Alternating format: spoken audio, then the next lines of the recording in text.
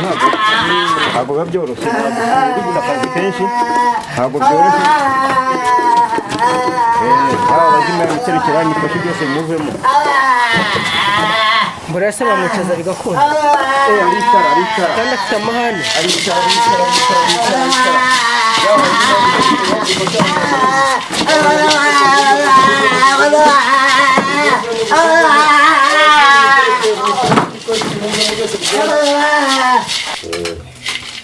icara hasi gatoya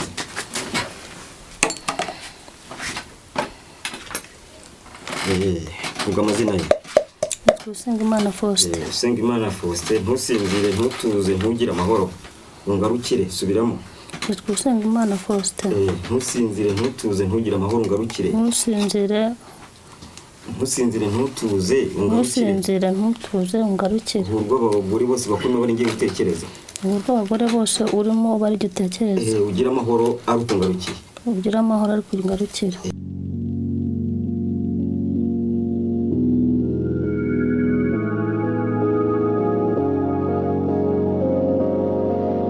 Uwampa kumenya imiti y'amoko abaho yose navamwe umuvuzi utazi ubwivumbure abaza bansanga nkabasanganira nkeye ahakomeretse ngapfuka ahavunitse ngakanda nuje korora cyangwa kaya nkamureka gacira simuceho niruka burya amagara ryanazirana n'uburyamirane najya mbavura no gusaza nkabihinda ntibizaze ako ni agaseke nitwa Innocent Valentin Muhirwa Muringa wowe witwa nde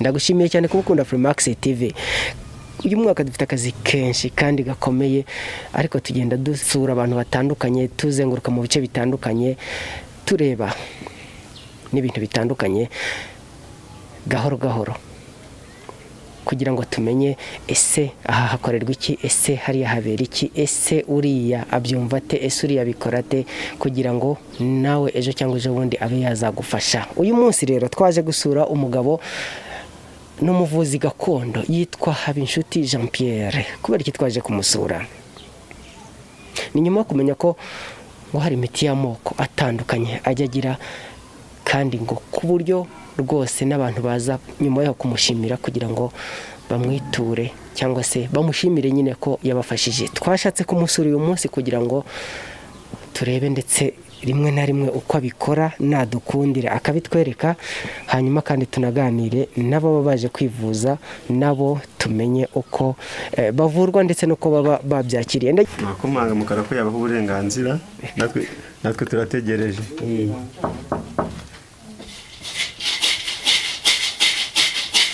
Bande wakumanga ni bande wakumanga hodi mashaka iki murajya turabasuye keretse niba mudakunda abashyitsi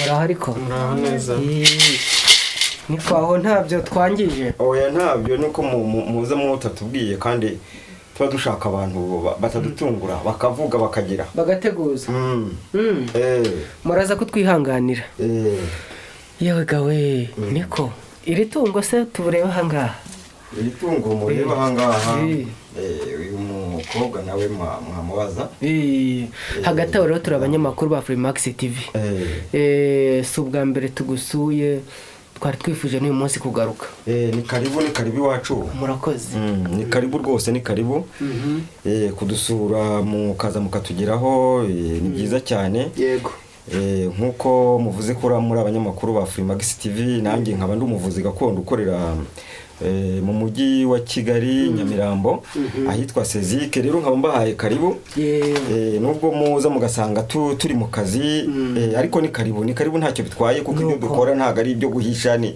ibintu abantu bose bashobora kubona bashobora gukenera ntago ari ngombwa kubihisha rero niyo mwazana n'abafotora bakagira gute ni karibu rwose ngira ngo nubwo musanze tugiye gufasha n'abarwayi turanabafasha munahari niba ari byo mwaje mu muteganya hari ngo murebe niba ibyo dukora ari byo koko. hari igihe umuntu aba afite gushidikanya ariko yabona biri gukorwa akavuga ati bya bintu nyamara nibyo. Nibyo turabikora, biranashoboka n'abantu tugenda dufasha nubwo mwasanze hari abarwayi benshi mukaza nanone mwongeye gusa naho mudutunguye, dufitemo n'abasazi n'abahangaha reka da tukagiramo n'abandi bantu bafite ibibazo ariko bose turabafasha. niba mufite igihe mukaba mwabiteguye turabafasha rwose nta kibazo. nuko amazina ni Habinshuti Jean Pierre. nitwa Habinshuti Jean Pierre nk'uko mbivuze rwose ntago mwibeshye nibyo. Yego, iyo karita mwambaye mu ijosi. Iyi karita tuba mu rugaga. Yego. Tuba mu rugaga rw'abavuzi gakondo. Tukagira rero n'ibyangombwa bitwemerera gukora aka kazi kugira ngo tubikore byemewe n'amategeko binyuze mu mucyo atari ibintu turi gushakisha. Nibyo nendaga kugeraho rwose. Tukaba dufite rero urugaga rw'abavuzi gakondo, tukagira n'umuyobozi wacu uduhagarariye ku rwego rw'igihugu kugira ngo natwe tubashe guhura twikusanye tugire icyo tugeraho, tugire icyo twafasha abantu mu burwayi bumwe na bumwe bugenda bunanirana. Kwa muganga bagenda bapima bakavuga bati nta ndwara tubona umuntu ati ndarembye, cyangwa se nta ndwara turi kubona afite ibintu by'abazima, afite ibintu by'amahembe, afite ibintu bamuteza. Ni uburyo rero dukoramo tukagira ibi byangombwa bitwemerera gukora aka kazi kugira ngo duhurire hamwe duhuze n'amakuru tubashe gufasha n'abanyarwanda aho batabashije kugira icyo abona tukabihuza. waza hano nkaba ndabifite, wajya n'andi umuntu akaba arabifite. ni muri ubwo buryo. Tukiri aho udutandukanyirizeho gato umuvuzi gakondo n'umupfumu. Umupfumu kuko turebye ibi biri aha ngaha umuntu yahita yibaza itandukaniro riri buze kubiri. Umupfumu ngira ngo umupfumu ni ijambo ryiza cyane, usibye ko ni ijambo ry'ikinyarwanda abantu batabasha kumva. Ugereranije cyangwa se ubaye nk'ushatse kuri sesengura wasanga harimo nko gupfumura. Twebwe rero uburyo dukora turabavunda umuvuzi gakondo ariko nibyo byo gupfumura tukareba n'ibirimo imbere turabikora. Umupfumu ni ukureba umuntu atagombye gukubwira ikibazo afite, ukareba ibirimo imbere ukavuga utufite iki kibazo byagenze gutya na gutya utagombye kukimbwira. Turabireba n'ibyanyu turabireba n'iby'abarwayi nabyo mu kanya tugiye kubireba. Ugapfumura ukareba hahandi atareba. Turebamo aho ngaho ibyo yabitse turabireba tukabibona. Reka rero wenda tutaza kwica akazi mubanze mufashe aba barwayi dusanze mwaha. Mama ariko uraho neza? Muraho neza. Amakuru ni meza nasanzwe gukeye. Komera nawe muvandi. Yego.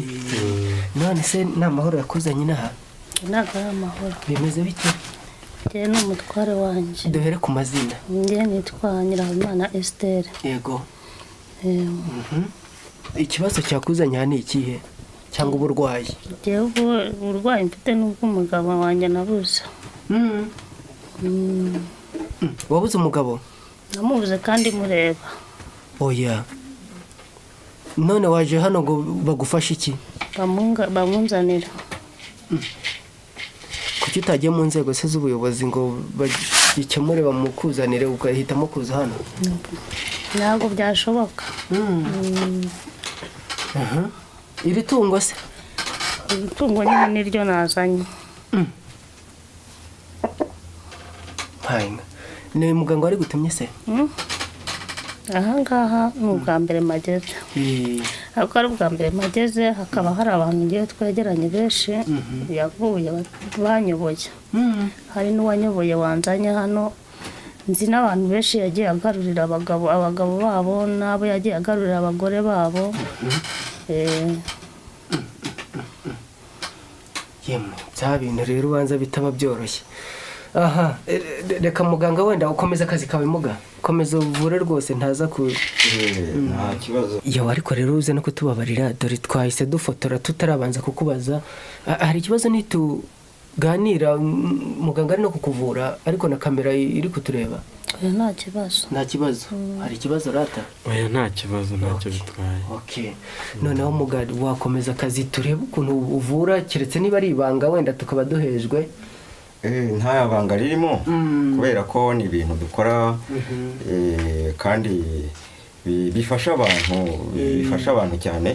Wumva se ko yaje arangiwe n'uwo wafashije? Kuko urajya kureba urasanga urasanga abantu bafite ibibazo nk'ibyo bitandukanye. Umuntu nk'umugabo yarataye umuryango, indaya zikamutwara, abagore bigurisha, noneho bigatuma tubahiriza inshingano z'urugo, wabana yasize, wa mugore yasize, ugasanga babayeho mu buzima bubi, ariko iyo tumufashije akagaruka, urumva ko umuryango nyarwanda ubasha kubakwa kandi ukamera neza, ukabona ibyo ukenera mu buzima. Ariko muga tukiri aho, iyo umugaruye gutyo ko biba bisa nkaho ari ku ngufu, izo mbaraga mwakoresheje zimugarura igihe ntikigera zikarangira kongera akagenda? Ntabwo bishoboka. Kuko buriya nubwo muza mudutunguye mukatubaza n'ibintu bisa n'amabanga tuba dufite abatari na ngombwa ko tubabwira, ariko ni byinshi dukora, hano. Ntabwo dukora ibyo kumugarura gusa, dushobora gukora n'ibindi byatuma atanagenda, akaguma aho ngaho, agakora akazi, akagira gute, ariko ntagenda akebaguzwa areba mu nzira ati abagore bari hariya, kandi nabyo aba ari uburwayi rega, akabona wa wundi umwe gusa. N'abandi arababona bareba mu nzira akabona n'abagore, ariko umutima ntugende ngo ugwe kuri ba bagore ngo yibagirwe gutaha, kuko tubikora nk'umuti, tukabikora nk'ubuvuzi, kuko twe tubifata nk'uburwayi. Ni gute yagiye gushaka abandi bagore, agasiga abo babyaranye, agasiga abana, ese ikintu yagiye kureba bafite ni iki ataboneye aho ngaho? Yaba ari nk'uburwayi. Rero iyo tumaze kubikora, ngira ngo n'ababanga maremare dukora n'ibindi, ku buryo kuvuga ngo arasiga abana yongere kugenda, asiga urugo yongere kugenda, yibagirwe inshingano z'umuryango, ibyo nabyo tugira icyo tubikoraho, ku buryo aha yicara agatekana, agatuza, kumva ko ari umuryango we, ntagenda akibaguza, agatuza. Reka tubasabe rero mwimuke mwigire hariya, kugira ngo wenda cyangwa reka tubikore gutya. Reka tubikore gutya, muga ntituze kugira ibyo tubangamira. Nta kibazo. Nimubona hari aho tubangamye muze kutubwira. Nta kibazo. Uyu mudamu, amazina y'umugabo waba yazanye? Hano rero kugira ngo nk'uko abakurangiye bakubwiye, ntabwo tubikora gusa ngo uzi gusuza n'amazina yonyine, kuko ni ibintu by'imbaraga, dukora. Ntabwo ari gupfa kubikora gusa, ni ukubikorera kuri uyu musaraba, ni ukuwukorera kuri iri hembe. Umugabo wawe wari aho tugiye kumushyira, ku buryo umutima we uraba kuri wowe, tukamuha imbaraga z'abasaza, imbaraga z'abakurambere, agafata inzira akagaruka, akaza akagusanga mu rugo. Kandi namara kugaruka mu rugo, ntabwo tukubwiye ngo muzamukane, umutuke, umugira gute, kuko iyo tuba dushaka no kubaka umuryango nyarwanda, kugira ngo ibyo atabashaka kubahiriza mu rugo babyubahirize, ariko wabashije kumubona. Ni ukuvuga ngo ibyo tugiye kugufasha rero, yaba ari ku wundi mugore, yaba ari hehe, yaba yarashatse kuba nk'umusore udashaka gutunga umuryango, tugiye kubigufasha ahangaha kuri iyo nkoko yawe wazanye. Hanyuma tumushyire hano ku ihembe, turamushyira ku ihembe ahangaha. Ihembe ni iringiri tugiye kumushyiraho, hanyuma igihe kitarenze iminsi 3 kugeza ku minsi 7 uraba wamubonye. Ntabwo ari ngombwa kumuhamagara ngo ugende ngo umubwire ngo bite, niba utazi n'ahari, cyangwa se baguha nomero ye, wowe uramubona agarutse, kuko ni ibintu biba mu gihe gitoya, ntabwo bitwara umwanya munini. Birashafuze niyo nkuko ahangaha.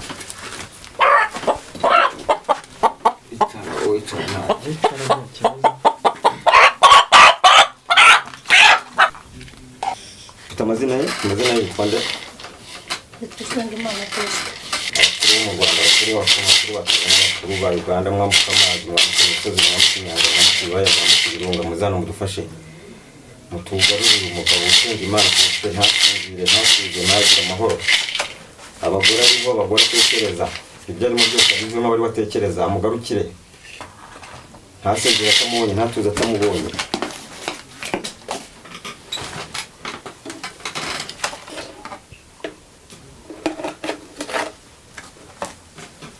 Nyura hano mudamu, nyura hano, nyura hariya, nyura hirya inyuma, nyura inyuma.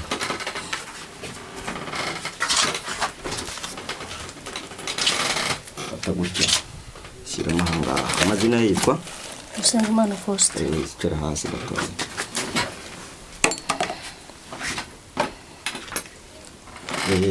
Vuga amazina ye. Usengimana Faustin. Usengimana Faustin, ntusinzire, ntutuze, ntugire amahoro, ungarukire, subiramo. Usengimana Faustin. Ntusinzire, ntutuze, ntugire amahoro, ungarukire. Ntusinzire, ntusinzire ntutuze ungarukire. ntusinzire ntutuze ungarukire. Urwo abagore bose bakurimo bari ngiye gutekereza. Urwo abagore bose urimo bari gutekereza. Ugira amahoro ari ukungarukiye. Ugira amahoro ari kungarukira. Igisigaye rero usubiye hano yitwa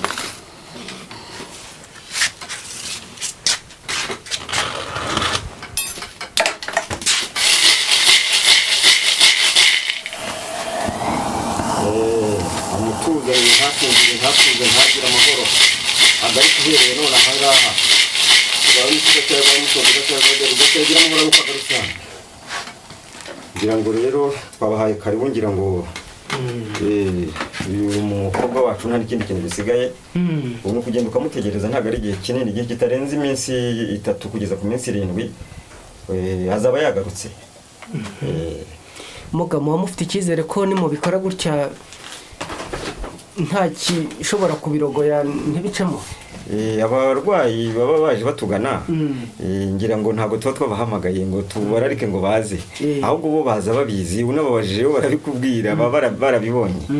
Ntibishobora kwanga rero, ntabwo dushobora kumubura, agomba kuza aho yaba ari hose, niyo yaba aryamye ku mugore se cyangwa yarakoze ibindi bintu bindi, agomba kumugarukira akaza. Mufashira ihembe murihambye hariya aho si uwo mugabo cyane ko muvugiyeho amazina ye, aho si we muhambye hariya? Ni ukugira ngo ibitekerezo biba afite ni bya bindi nyine wavuze ngo ese ntimuri abapfumu n'iki, ni ibintu bijyanye n'imihango. Ni nk'amategeko tugenderaho, impamvu dukoresheje n'iyi nkoko urabona ko iri ahangaha. Buriya nayo ntabwo twe twarangiza kugira icyo dukora kindi, kuko tugomba kuyotsa, twamara kuyotsa ntabwo twe tugomba kuyiteka. Si n'icyo gusa, n'umutima wayo tugomba kuwushyira ahangaha kugira ngo umutima w'inkoko ubane n'uw'umugabo. Noneho iri hembe rizavana uko uwo mugabo yagarutse. Si n'icyo gusa, uyu nguyu hari n'ibyo tugomba kumubwiriza, agomba kwitondera igihe umugabo atari yagaruka. Ntabwo agomba gukubagana, ntabwo agomba kugana aho abagabo bari ngo abegere. Agomba gutegereza umugabo akaza, kuko yaba yishe umuti. Yaba yishe umuti, ntabwo abyemerewe. Wabyumvise? Ubwo ni ukuvuga ngo ugenda utegereze umugabo wawe agihinguka mu rugo, hanyuma wowe uzahita utubwira. Hari ukuntu uzunguje hariya, hanyuma hari umuriro uhita uraka, bikorana gute? Abasaza bacu nicyo baba dusaba, ntabwo dusabwa kuvuga gusa ngo turekere aho ngaho. Bisaba ko tubabyinira, tukabavugiriza impundu, tukabacanira. Nibyo biriya rero biriya twakoze, n'ubushobozi baba baraduhaye tugomba gukoresha. Ntabwo bemera ko tujya gukoresha imiriro isanzwe ngo dushyiremo ibibiriti ducane tugire gute. Ntabwo babitwemerera, tugendera ku mategeko. Nuko ufite icyizere ko uko bigenze hari icyo bigiye gutanga? Ntakigira kubera ko hari abo mbona benshi bagiye bandarika, nabanje kujya mbyanga, mbanja kubinigiriza, ariko finali jyewe nibwiriwe n'umuntu w'umugabo arambwira ati ngenda mwizeye, ni umuvuzi gakondo ariko akora ibintu rwose kandi uzasubiza. Arambwira ati uzanamemba. Ubu biramutse bidaciyemo nk'uko byakuzinduye, wabyakira ute? Oya, ndabizi ko bizacamo kuko yabinyijeje cyane, kuko ngiye benshi bajyaga bahandangira. Ngewe nzi nk'abantu bagera kuri 5 bahandangiye. Nkabya mbinigiriza mbyanga, ariko finali kubera ko naryamaga nkumva sinsinziye, nkumva sinuje, bigeraho ndavuga nti ngomba kugerayo nanjye nkareba. Hari abo bikemuka banyuze mu mbaraga z'amasengesho, nawe witeguye ko bigiye gukemuka unyuze muri izi mbaraga? Muri zo zombi? Muri izi mbaraga. Izi nizo wizeye? Ndazizeye. Mfite ibyiringiro rwose, ndabyizeye ko agomba kuza. Naramuka aje se nyuma yakongera akigendera, uzagaruka n'ubundi wongere usaba bakuru? Oya, kubera yuko nahageze, ubwo nawe azahita akora icyo kumufata, nyine amumfatire. Abifatizo yo mu rugo, yo kutaba mu rugo. Wenda niyo yagenda ariko ajya agenda amenye ko agomba gutaha, aje mu rugo amenye ko asanga abana bazaganiriza umwana, amenye ko umwana agomba kubona se isaha ku isaha, ariko yageze mu rugo. Ujya usenga? Ujya usenga? Najyaga gusenga. Wajya gusenga? Nyuma byaje guhagarara? Nagezeho ndarambirwa, ndahagarara, aho natangiye kubona bihindutse agiye, ncika intege. Ntekereza nanjye ibindi. Tukwifurije amahirwe masa. Ni ukuri, kandi nagaruka turava hano baduhaye umwirondoro wawe tuzagusure turebe ko mu rugo ari amahoro. nta kibazo rwose azababwira. nzamuhamagara. Muganga rero kugira ngo wenda tutaza kugutindira, wenda ufite n'abandi ucyakira, turagira ngo tubwire nyuma yo kwakira uyu murwayi cyangwa se uyu muntu wari ufite ikibazo niki kigiye gukurikiraho. urumva hari n'abandi barwayi benshi tugomba gufasha, kandi ibindi turi buze gukora bimwe biraza gukorerwa no kuri iyi nkoko bijyanye n'ibye, kuko amazina ye arayatubwiye, aranayadusigira, turayandika tuyashyire hariya, kuko turaza kuyikoresha yokeje, hanyuma umutima w'inkoko tuwushyira n'amazina y'uwo mugabo, kugira ngo ahari aho yaba ari hose ntabwo dushobora kumugura, ntabwo bishoboka. Nibyo nari ngiye kubaza, ntabaye atari nko mu gihugu cy'u Rwanda ariho uyu muhango uri gukorerwa, ari nko mu bihugu by'abaturanyi, si izo mbaraga zizamugeraho? Aho yaba ari hose ku isi yose, yaba ari muri Aziya, yaba ari muri Amerika, yaba ari umugabane wose yaba ariho. Iki kibazo kirahita kijyana n'icyundi muntu uri kukureba, uri gutekereza ngo ese nanjye ko mfite ikibazo nk'iki, ndi wenda muri Amerika cyangwa ku wundi mugabane, ese ho nanjye yamfasha tutari kumwe? Abo turabafasha cyane, turabafasha kuko usanga ibibazo byinshi abantu bafite ni ibibazo bijyanye n'amarozi, ibintu by'imandwa, ibintu by'ibitega, ibintu bya kamere, bya gakondo kamere, kamezamiryango bibatera, ibyo turabibahagarikira. Kandi si n'icyo gusa, hari nabo dufite uburyo twohereza n'umuti ukabageraho mu gihe gitoya, ntawe umara icyumweru atawubonye, kuko hari ibyo dukora bino by'imbaraga, ariko harabo usanga nk'izo mandwa, nk'ibyo bitega, nk'izo nyabingi, nabo bazimu barangije ibice bimwe by'umubiri, noneho bigasaba yuko dusana na bya bice by'umubiri byangiritse. Abo rero babisaba ko tubaha n'umuti wo gukoresha, kuko urasanga hari abantu bavuga ati turababara amaguru, turababara mu mugongo, tubimandwa ziradutera mu mabati, ibintu birabisakuza. Ibyo rero turabihagarika, tubikoreye hano kuri izi mbaraga, kuri ihembe, kuri ubushobozi dukoresha, ariko dufite n'uburyo bwo kohereza umuti umuntu akawubona mu gihe gitoya, bawubonye akawukoresha. Turabafite benshi bamaze no gukira bari hanze. Unyuze mu ndege cyangwa hari ubundi buryo, hari indi nzira unyuramo? No mu ndege twawuhanyuza cyane mu bundi buryo hose birashoboka, kuko tuba dushaka uburyo dushobora gufasha abantu mu nzira zose zishoboka, kandi ibyo bashaka gufashishwa bakabibona, bakabona ubwo bufasha bwose babifuza. Muganga nkundira nkwisabire udufashe turebe uburyo uvura undi murwayi wa kabiri, niba ntacyo byishe. Nta kibazo, kuko twe dukorera ku mugaragaro, si bya bindi byo kuvuga ngo turakora twihishe. Kuko urumva mufite urugaga muhuriramo, ahubwo se nyine mwese ubu bushobozi niko muba mubufite. Dore nk'aha ngaha ukuntu uba witeguye, niba ndi buyite farumasi, imbere yanjye ndahabona imiti y'ubwoko bwose itandukanye. Ese buri wese aba yariteguye muri ubu buryo kugira ngo yemererwe kuba umuvuzi gakondo wemewe. Ese mbese dusobanurire. Aha rero kugira ngo uzabe mu rugaga rw'abavuzi gakondo, usibye ko ntavugira udukuriye ari we muyobozi w'abavuzi gakondo, ariko igihari ni iki ngiki, nuko mbere y'uko baguha uburenganzira bwo kuvura, uburenganzira bwo gufasha abantu, bamanza kureba ko unabishoboye koko, bakareba kuri n'inyangamugayo, ibyo bintu uvuga binashoboka. Noneho bamara kubona ufite ubwo bushobozi, wabishobora kuko gufasha abantu, gufasha abanyarwanda n'abandi bantu bose bafite ibyo bibazo by'uburwayi bwananiranye, noneho bakaguha uburenganzira, bakaguha n'ibyangombwa byo gukora aka kazi. Bakunda kuvuga ko abantu muvura muri ubu buryo cyangwa se abapfumu ngo mubeshye cyane, kubera iki babivuga? Ababeshya rero ngira ngo sindi muri abo ngabo, kuko mfite abantu benshi namaze gufasha. Ubu babaye sinzi impamvu, ahubwo ikinyamakuru cyanyu niba gikurikirwa, ngira ngo nzababonaho bavuga bati wamvuye ibi, wangaruriye umugabo yaragiye, wangaruriye umugore, nakiza abazimu bagendaga hejuru y'inzu. Si n'icyo gusa, iwacu hakunze guhora abantu badushimira. N'ubu ngubu ndumva, nubwo ntagezanze ngo ndebe, ariko n'ubu bashobora kuba bahari. N'ubushize tubasura hari abo twahasanze, baraza batuzanira amasaka, batuzanira, ntabwo tubibatuma, batuzanira inzoga, batuzanira ibyo twifashisha mu buzima busanzwe, ariko tutabibatumye ariko kubera ko bishimye gusa bakavuga bati twarazungurutse turaruha baturya amafaranga b'abapfumu batubeshye noneho wowe wadukoreye neza utatwasa amafaranga menshi kandi ibyo twijeje turanabibona bakabituzanira rero atari nk'ikiguzi ahubwo bo bavuga bati akira nako tuzanye ni gatoya baba babigaya ni byiza reka turebe noneho ko mugiye kuvura undi murwayi. Nta kibazo rwose nta kibazo murakoze cyane.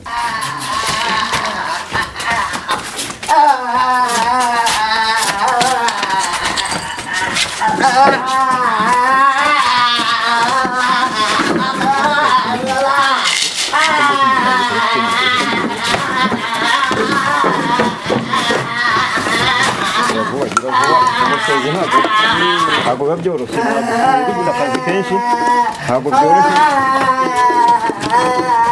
abazima biterekera nifashe byose muvemo mbura se bamwicaza bigakunda aricara kandi afite amahane aricara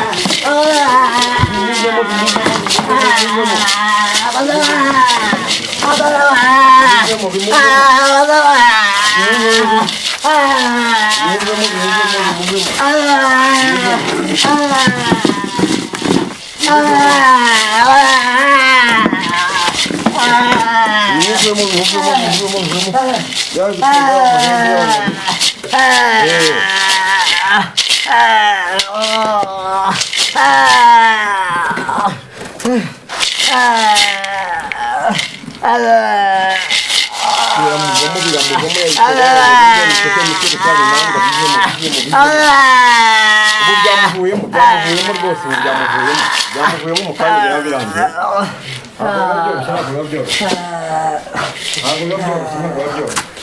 mumwicaze neza ubwo nta gisigaye nta mbaraga zenda kwa gusigana zo kwigana mumwicaze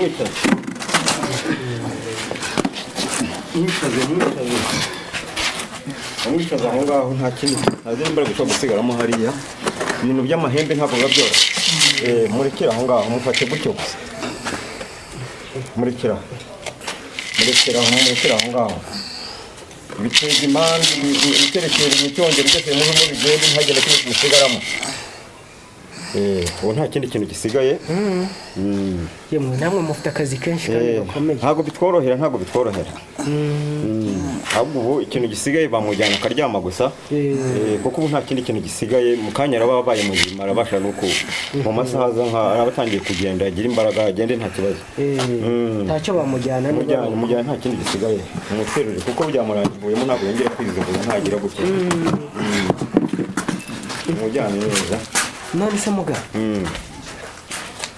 ngo nta mukuru utagira mukuru we hari umuntu witwa Salongo mujya mumwumva sinzi nawe niba wenda mubana no mu rugo rugaga rw'abaganga ba gakondo nawe niwe duheruka ujya uvura ibintu nk'ibi ngibi se niwe ujya gukuraho gukomoraho cyangwa se gukuraho izo mbaraga zigufasha muri ibi ese hari uko mujya mukorana cyangwa ngira ngo icyo ni ikibazo cyiza ariko nanjye uwo mugabo njyanyuza muri rimwe na rimwe nkamubona ku mbuga nkoranyambaga usibye ko ntabwo nari nafata umwanya ngo njye kumusura tuganire duhure tuvugane ariko numva nanjye bamuvuga gutya ariko ntabwo twe twabonana amaso ku maso ngo mubone ntabwo namubona ahubwo ngewe uburyo nifashisha ni uburyo nacishije nahawe n'abasaza kugira ngo bamfashe kurwana n'ibi bibazo by'imyuka mibi by'imandwa by'ibitega mbashe kubihagarika bitagombye kugira ngo bitamara abanyarwanda n'abantu batuye ku isi kuko ni abazimu baba bafite imbaraga ngira ngo urabona nk'uyu muntu bamuzanye hariya yarari bakomeje kumufata kuko byari bikomeye ariko ubonye ko tumukorereho umuti imandwa zigatinya byari bimurimo bikavamo bikagenda uyu muti wacu uba ukomeye ntabwo uba woroshye rero uba ugomba guhora waka uba ugomba guhora waka uyu muti wacu nk'uko tuba twarabitegetswe natwe nta murwayi uraza ngo bananire kumufasha bitewe wenda bitewe n'igihari. oya ntabwo bishoboka ahangaha. ibyo bintu by'abazimu aho kugira ngo bavuge ngo bagiye kujya mu nsengero bagiye kujya hehe, hano twe turabikemura bigakemuka vuba bikarangira bikavaho rwose. ujya unyuza mugasenga Imana rugira byose, Imana y'u Rwanda. N'abantu n'abakurambere bacu mu bintu byose bakoraga mwumvaga bavuga ngo habaho Nyabingi, habaho Ryangombe, habaho Abacwezi. Ibyo bintu byose byarakorwaga bakabandwa bagaterekera, ariko bakaba bazi ko Imana y'u Rwanda ihari. Ntabwo Imana y'u Rwanda rero iki gihe natwe tuzi yuko ihari, kandi nayo iduha ubushobozi bwo gukora ibi dukora, imiti dukoresha, izo mbaraga ntabwo twebwe twavugutse tubyifitiye mu mubiri ngo tubizane, ahubwo tutabihawe, twabihawe n'Imana. Kuko hari n'abantu baza basenga rwose, umuntu akaza ati ngewe ndi umudiyakoni, ndi umupasiteri, ndi umwigisha, atari ko sinsinzira. Aho rero turabafasha bose kandi bagasubira mu rusengero nta kibazo kiriho. Mumaze kubafasha basubirayo. Ntabwo hano uyu muntu aje kwivuza iwacu ntabwo abaje gucisha cyangwa se gushaka imandwa zo kumufasha akazi wenda ashaka, abaje kwivuza ngo akiri gusa agataha. Ntabwo rero tumuvura ngo tumusigiremo ibizamukurikirana, ahubwo turamuvura agakira, hanyuma akagira amahoro, agatuza, agatunganirwa. turi kugenda dusatira umusozo. Hari abari kukureba bari mu bihugu bitandukanye, baramutse bagukeneyeho ubufasha bubageraho gute? Abantu bankenera bari kure, bari hafi, abari hafi yacu, abo bose turabafasha. Kuko izi mbaraga dukoresha twahawe n'abasaza n'abakurambere, ntabwo zikorera hano gusa, zikorera n'ahandi kure hose, turazituma zikagenda zikagerayo.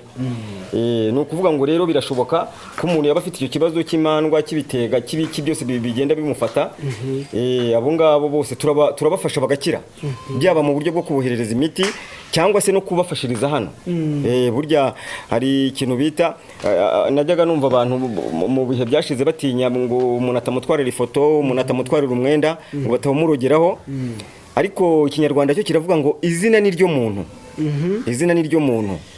Iyo afite rya zina ryiwe akaritwoherereza hano, turareba tukamenya ngo ikibazo afite ni iki ngiki, ibimutera ni ibi ngibi, ibi byo muherereza ni ibi ngibi, bituruka aha, ni karande z'umuryango, ese ni n'amarozi, byose turabireba tukabibona, hanyuma tukabasha guhagarika izo mandwa cyangwa se ibyo bitega bikamuvaho. Si nicyo gusa rero, ngira ngo hari niba mwageze naho dukorera n'imiti dufite n'imiti myinshi, si nicyo gusa turayibona. Yaba ari abantu bacumbagira, hari abantu barwara ibintu by'ibitegano mu maguru, ntibabashe gukandagira amaguru akabyimba akagera kangana kuriya, bakivuza ahantu hose indwara bakazibura, ariko ahangaha turabavura. Abantu bafite ibyo bitega birara bikubita hejuru y'amazu bimera nk'amabuye, ntibasinzire, ibyo nabyo turabihagarika. Abana bakarara bavuza induru mu nzu basa n'ababoroga. Abantu bafite ibibazo by'uburwayi mu nda butabasha kugaragara, ugasanga umuntu arwaye ngo igifu, kwa muganga yajyayo ntibakibone, amara yajyayo ntibayabone, ugasanga umuntu arituma haciye amezi angahe, ugasanga umuntu ati nsimbasha gutera akabariro.